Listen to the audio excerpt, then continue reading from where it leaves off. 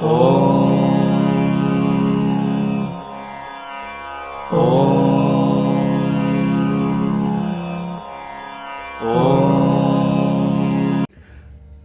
दोस्तों आज का टॉपिक जैसा कि आपने पढ़ लिया होगा, आज हम लोग बात करने वाले हैं लव रोमांस के कॉम्बिनेशन के बारे में कि कुंडली में लव रोमांस कैसे देखा जाता है।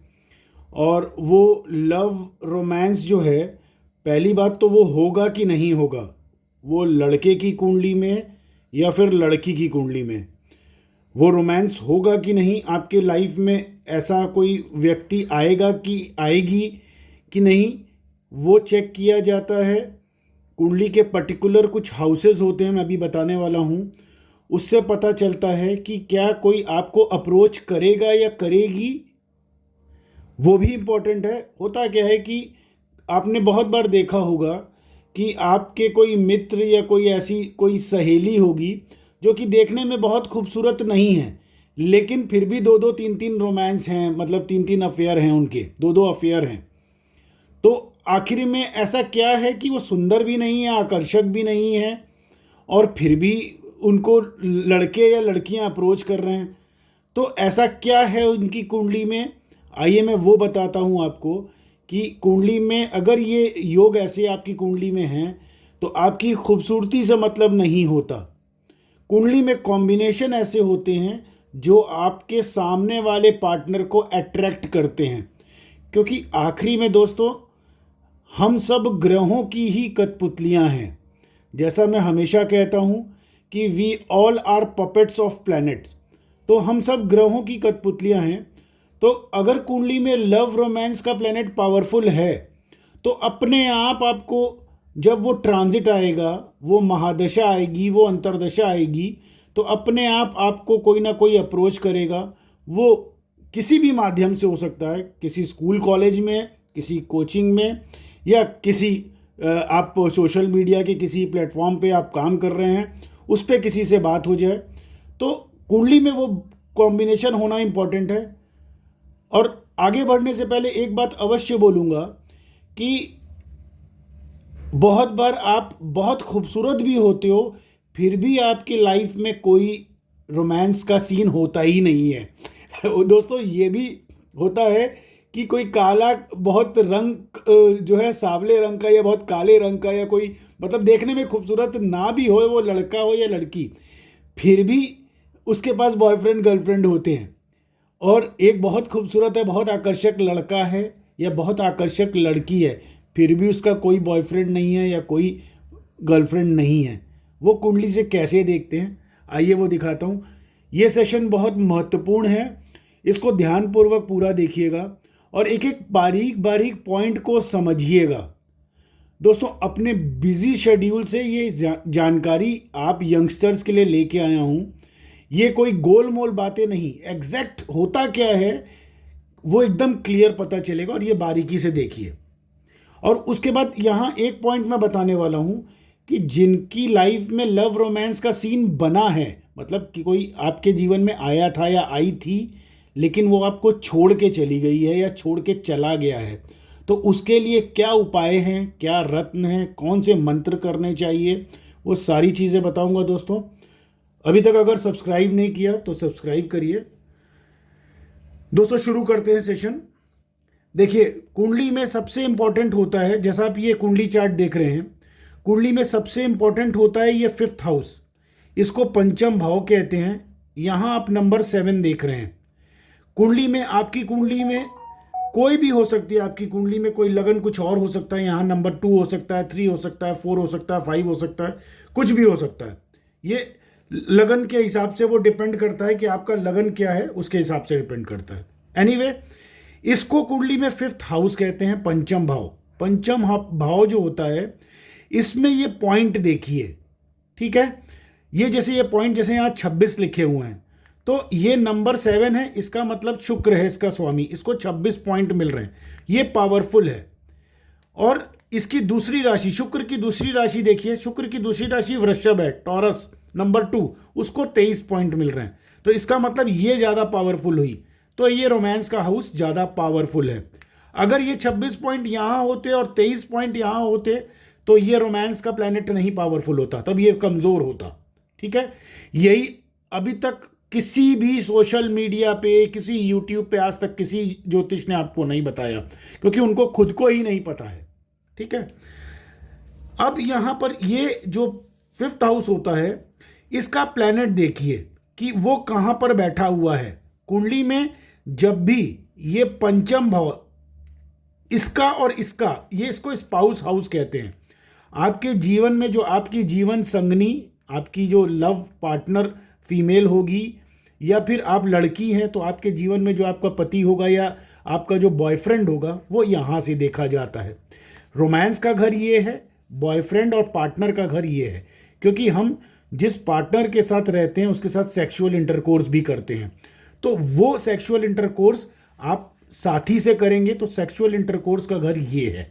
ठीक है, अब कुंडली में हमेशा देखिए इसके और इसके बीच में एक्सचेंज होना चाहिए। मतलब यहां शुक्र जैसे नंबर 7 है, वो गुरु के साथ युति में होना चाहिए या इसको देखना चाहिए। ठीक है, अब इस एग्जाम्पल कुंडली में भी दिखाता हूं। ये लव रोमांस की कुंडली है, लव रोमांस चल रहा है और शादी होने जा रही है। ठीक है, यहां पर नंबर 7 जैसे ये है, समझ लीजिए आपकी कुंडली में कोई और नंबर हुआ, नंबर 3 हुआ। ठीक है, तो उसका प्लैनेट नंबर 3 का मतलब होता है बुध, उसको मिथुन राशि कहते हैं। तो उसका प्लैनेट देखिए कि वो कुंडली में क्या लगन पे बैठा है, वो इस हाउस को देख रहा है या इस प्लैनेट के साथ युति में है। ठीक है, डायरेक्टली अब मैं इस कुंडली पे आता हूं ताकि आपको ये इजीली समझ में आए नंबर से। ठीक है, यहां पर नंबर 7 शुक्र है और नंबर 9 यहां लिखा हुआ है, तो नंबर 9 का मतलब धनु राशि होता है। नंबर 9 का मालिक गुरु होता है, बृहस्पति। ठीक है, तो कुंडली में बहुत इंपॉर्टेंट है कि बृहस्पति की युति या इसके ऊपर इस रोमांस के हाउस की दृष्टि होनी चाहिए। तो देखिए कुंडली में नंबर 7 शुक्र, ये लगन पे बैठा हुआ है केंद्र में। ठीक है, और हर प्लेनेट की दृष्टि होती है, ये देखते हैं नीचे, हर प्लेनेट की अलग अलग दृष्टि होती है। कोई प्लेनेट 7वीं और 9वीं दृष्टि से देखता है।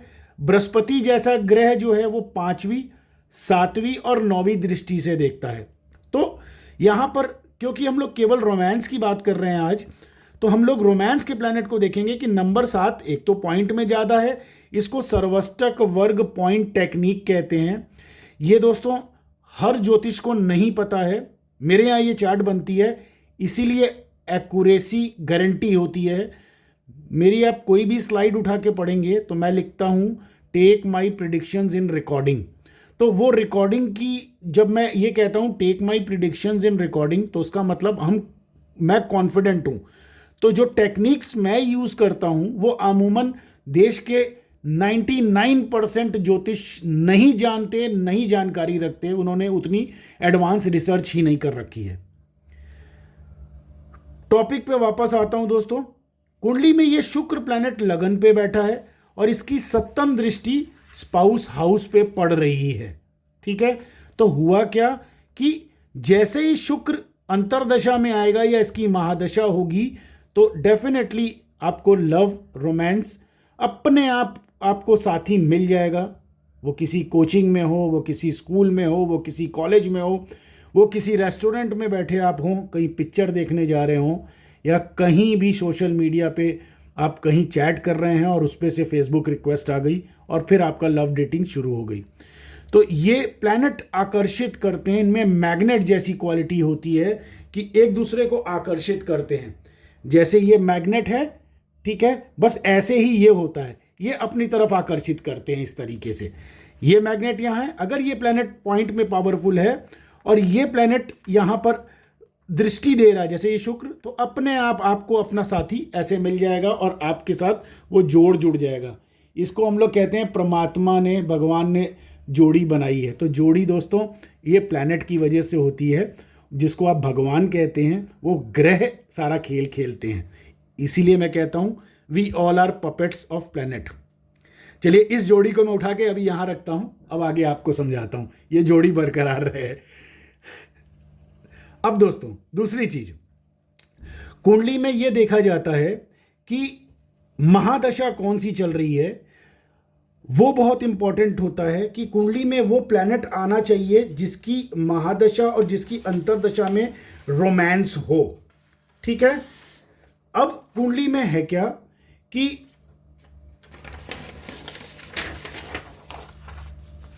एक साथ में टेक्निक और बताता हूं। ये दशा मैं आपको दिखा रहा हूं, साथ में एक टेक्निक आपको मैं और बता रहा हूं। वो टेक्निक क्या है?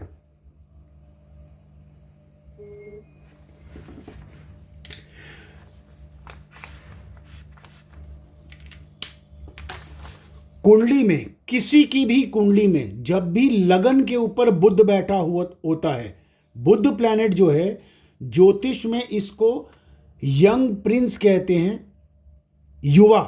तो होता क्या है कि ये युवा, और खास तौर नंबर 3 में जो मैंने ये डबल टिक किया है, तो बुध अपनी ही राशि में बैठा हुआ है और रोमांस के प्लैनेट के साथ बैठा है, शुक्र के साथ में। ठीक है। और इस सबकी दृष्टि इसके ऊपर पड़ रही है। तो हुआ क्या, जब बुध लगन पे बैठता है, वो लड़का हो या लड़की, डेफिनेटली उसको ऐसा उसके नेचर में एक मैग्नेटिक क्वालिटी देते हैं, उसके स्वभाव में, उसके चेहरे में, कि अपने आप मेल या फीमेल आकर्षित होते हैं उसकी तरफ।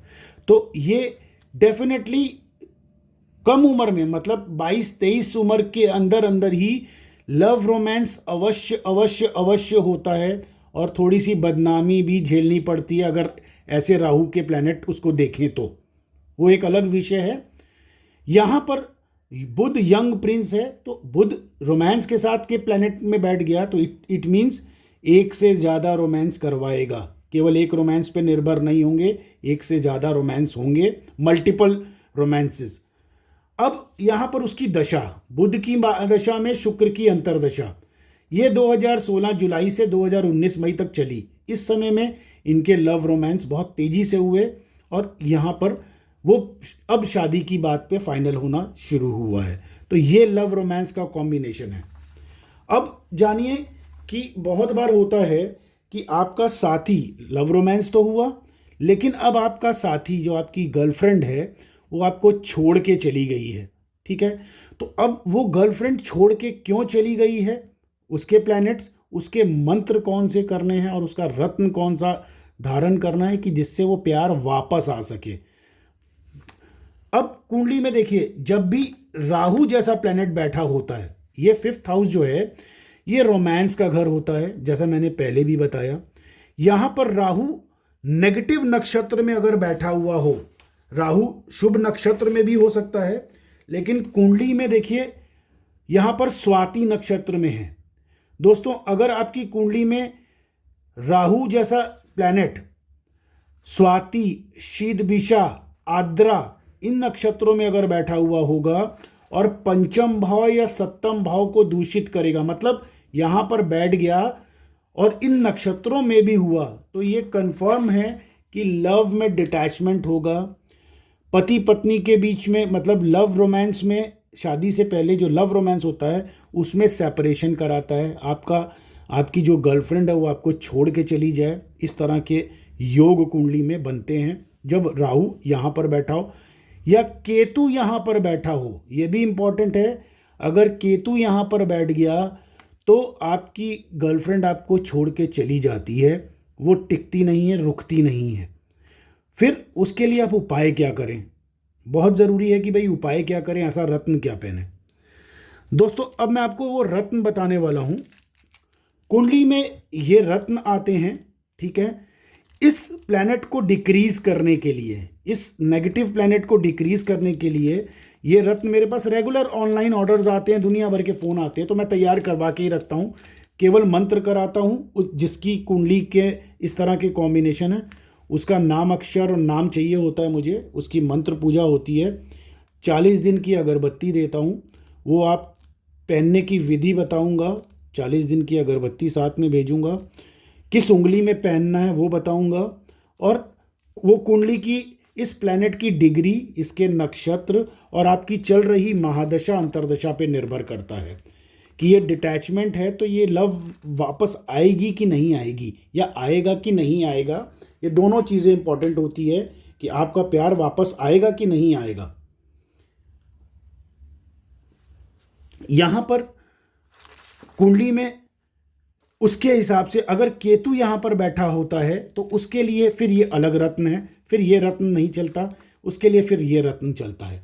ठीक है, तो कुंडली में प्लैनेट्स की प्लेसमेंट मतलब आपका प्यार किस महादशा किस अंतरदशा की वजह से चला गया या आपको छोड़ के चली गई, वो कुंडली में प्लैनेट्स देखे जाते हैं। उसके हिसाब से रत्न कितना बड़ा पहनना है, कितना छोटा पहनना है, उसकी रत्ती कितनी पहननी है, किस धातु में पहननी है।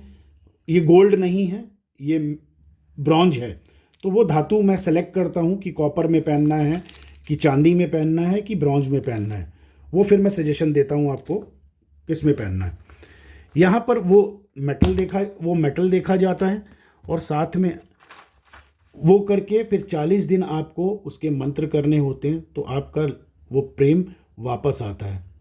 अब बहुत महत्वपूर्ण चीज़ अब जो बताने जा रहा हूँ उसको ध्यानपूर्वक सुनिए। ये रत्न तो पहनना है।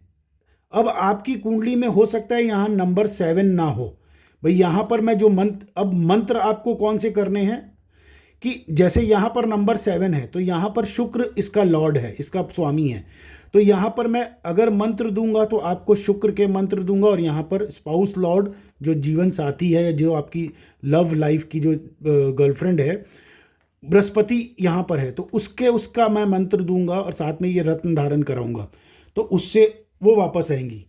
हो सकता है कि आपकी कुंडली में यहाँ नंबर 2 लिखा हो, नंबर 3 लिखा हो, नंबर 4 लिखा हो, नंबर 5 लिखा हो। ठीक है, अगर यहाँ पर एग्जाम्पल के तौर पे यहाँ नंबर 5 लिखा होगा तो 5, 6 और 7, तो यहाँ नंबर 7 आएगा। तो हमको इसके और इसके दोनों के मंत्र करने हैं।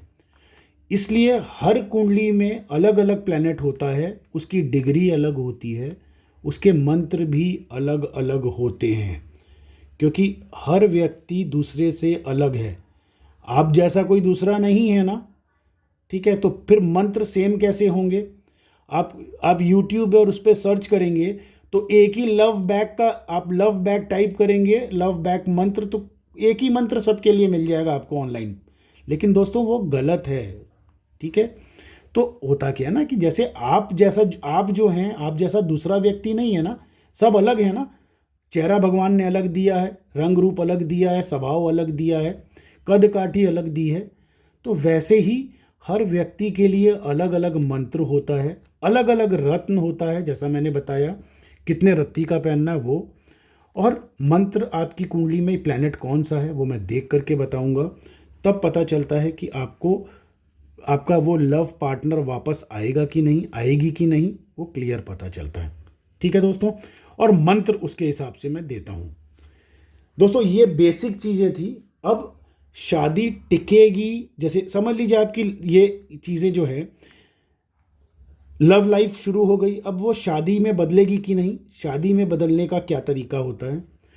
कुंडली में शुक्र और जैसे एग्जाम्पल के तौर पे 5th हाउस और 7th हाउस, इसको 7th हाउस कहते हैं, इन दोनों का कॉम्बिनेशन बन जाए, इसका कॉम्बिनेशन, ये प्लेनेट इसमें चला जाए, ये प्लेनेट इसमें चला जाए, या ऊपर से इसको देखने लगे और उसकी दशा आ जाए, तो शादी में बातें बनती हैं, शादी की तरफ लोग बढ़ जाते हैं। एग्जाम्पल इस कुंडली का केवल दे रहा हूं, देखिए ताकि आपको समझ में आए। कुंडली में बुध की महादशा चल रही है और बृहस्पति मंगल की राशि में बैठा है, ये मंगल, ठीक है, और उस पर शुक्र 10 मई 2022 से लेकर के ये विवाह का योग चल रहा है पूरा। शुक्र इंटर कर गया, अब ये विवाह फाइनल हो रहा है। ठीक है, ये जुलाई 2022 में फाइनल हुआ। तो कहने का मतलब कि विवाह के योग कुंडली में इस प्लैनेट्स के हिसाब से होता है। 5th हाउस शुक्र मैंने बताया, ठीक है, तो वैसे कुंडली में देखना पड़ता है कि आपकी कुंडली में क्या लव रोमांस शादी में बदलेगा कि नहीं, या केवल रोमांस हुआ और डिटैचमेंट हो गया, वो छोड़ के चली गई या छोड़ के चला गया। ठीक है दोस्तों, ये इंपॉर्टेंट कॉन्सेप्ट ध्यान रखिए। फिर शादी सफल होगी कि नहीं होगी, उसके लिए उपपद लगन चार्ट बनती है। आपकी मैरिज, लव मैरिज, ठीक है, लव तो हो गया, क्योंकि जब प्यार होता है उस समय तो कोई अच्छा और बुरा समझ में नहीं आता। वो शादी कहीं आगे चल करके कोई डिटैचमेंट तो नहीं बदलेगा, ऐसा तो नहीं। आपकी जीवन साथी आपसे शादी तो कर ली, रोमांस हुआ, आपसे शादी भी कर ली, लेकिन शादी के साल 2 साल 3 साल बाद अब किसी और से फिर से रोमांस में पड़ गई, प्यार में पड़ गई, आपके साथ धोखा करने लगी, वो दोस्तों इस उपपद लगन चार्ट से बनता है। मैंने इसमें लिखा है to know about conjugal life. ये आपके पर्सनल लाइफ के बारे में ये प्लैनेट्स बताते हैं, ठीक है। तो उसके लिए ये उपपद लगन चार्ट बनानी बहुत आवश्यक होती है। क्या ऐसा तो नहीं वो आपसे प्यार की, आपसे शादी कर ली, लेकिन 4 साल बाद उनको कोई और पसंद आ गया, वो उनसे भी प्यार करने लगी और आपको छोड़ के चली गई। तो दोस्तों उसके लिए ये उपपद लगन चार्ट पता बनानी बहुत आवश्यक है। दोस्तों आप अपनी जन्म डिटेल्स मुझे भेजिए, मैं आपको बताता हूँ कि आपकी कुंडली में लव रोमांस का योग है कि नहीं, ठीक है। अगर आपका कोई गर्लफ्रेंड या बॉयफ्रेंड आपको छोड़ के चले गए हैं या चली गई हैं, वो वापस आएंगे कि नहीं आएंगे, वो कुंडली के कॉम्बिनेशन से पता चलेगा। उसके लिए मंत्र आपको क्या करना चाहिए वो बताऊंगा, रत्न कौन सा पहनना चाहिए वो बताऊंगा दोस्तों। लेकिन फ्री में प्रेडिक्शन नहीं करता, ऐसे फ़ोन मत करिएगा। मेरे यहाँ बेसिक फ़ीस है 2000 रुपये, वो फ़ीस लेता हूँ तब ये कॉम्बिनेशन चेक करता हूँ। तो क्योंकि ऐसे दिन भर में मेरे पास रोज़ 50 व्हाट्सअप आते हैं, तो मैं चाहता हूँ जिनको ज़रूरत है, जो फ़ीस पे कर सकते हैं वो कॉल करें, क्योंकि इतने घंटे मेहनत करने के बाद तब उसके रिज़ल्ट्स पता चलते हैं। तो कोई भी ज्योतिष जो जानकार है, जो ये सारी चीज़ें चेक करेगा, वो फ्री में प्रेडिक्शन नहीं करता, ठीक है। तो दोस्तों ये उपपद लगन में भी क्लियर हो जाएगा क्या शादी के बाद आपके साथ धोखा तो नहीं होने वाला। वो आपकी जीवन साथी, आपका बॉयफ्रेंड भी, बहुत बार देखा है भाई, आप लड़की हैं, आपके साथ प्रेम रोमांस हुआ, शादी हो भी गई और उसके बाद फिर कोई और लड़की जीवन में आई 2 साल बाद। अभी अभी एक केस मेरे पास आया है पीछे ही, टीचर हैं, ठीक है, और उनका किसी के साथ अपने एक पड़ोसन है, शादी भी हो गई, अब फिर किसी और के साथ रोमांस चल रहा है। तो कहीं आपकी ज़िंदगी में ये सब तो नहीं होने वाला, ये क्लियर पता चलेगा, ठीक है दोस्तों। आज के लिए इतना ही, उम्मीद है आपकी जानकारी मैं बढ़ा पाया। अगर आपको ये वीडियो पसंद आया है तो लाइक करिए, सब्सक्राइब और बेल आइकन अवश्य दबाइए। बहुत सी महत्वपूर्ण वीडियो अभी और लोड करने वाला हूँ। एक बड़ा अच्छा वीडियो लोड करने जा रहा हूँ बहुत जल्दी ही। कुंडली में शुक्र अगर 12वें घर में बैठा हुआ हो, शुक्र अगर 12वें घर में बैठा हो तो बहुत बड़े रिजल्ट्स देता है लव लाइफ को लेके। अगर आपकी कुंडली में शुक्र यहाँ 12वें घर में बैठा होगा तो वो वीडियो पूरा देखिएगा, उसमें मैं बताऊंगा कि शुक्र अगर 12वें घर में बैठा हो तो क्या रिजल्ट्स देता है। अगला वीडियो उसी पे, ठीक है दोस्तों। आज के लिए इतना ही, फिर मिलते हैं नई जानकारी के साथ में। तब तक के लिए नमस्कार, जय श्री राम।